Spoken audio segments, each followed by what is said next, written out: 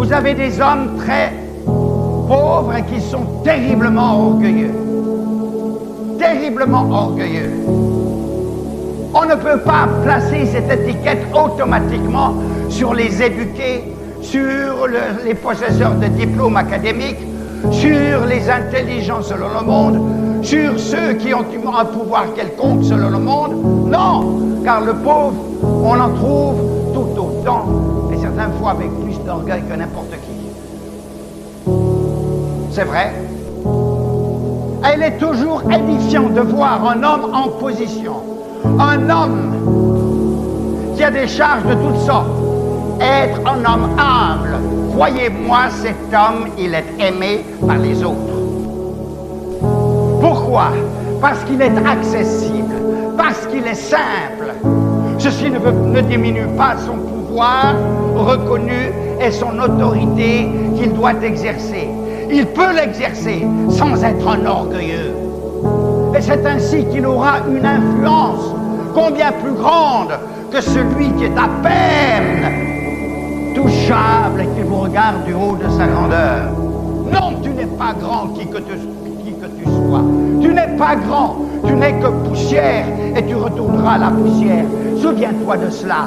Et si tu te souviens de cela et que tu es exactement comme l'autre qui mendie au coin de la rue, tu ne seras pas orgueilleux, mais tu auras même la bonté de s'arrêter auprès de lui pour lui serrer la main. L'orgueil est en train d'étouffer notre monde. Et tellement souvent l'orgueil a étouffé nos autorités, à tel point qu'ils n'ont plus accès ni oreille auprès de la masse à cause de leur orgueil qu'ils étalaient partout. Frères et sœurs, je vous en supplie. Le Seigneur nous dit bien que ce sont les pauvres en esprit qui rentreront dans le royaume des cieux. Nous sommes tous nés la même chose. Nous éprouvons tous les mêmes besoins. Exactement le même processus de la vie. Il n'y a pas de différence.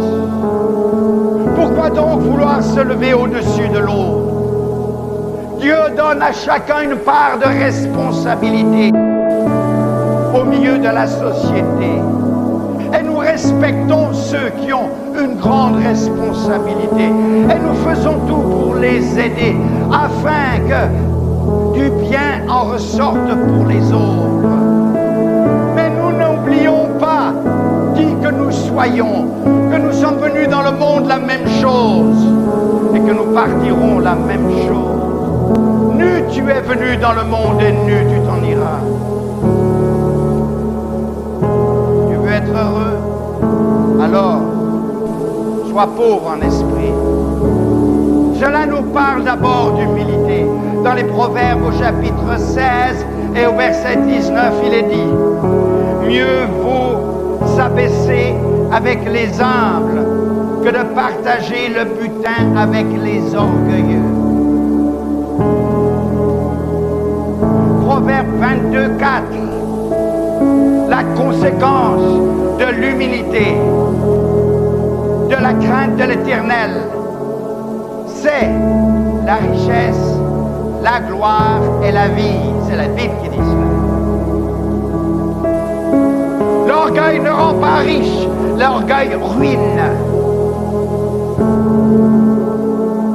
La conséquence de l'humilité, et parce qu'on est humble, on craint l'Éternel.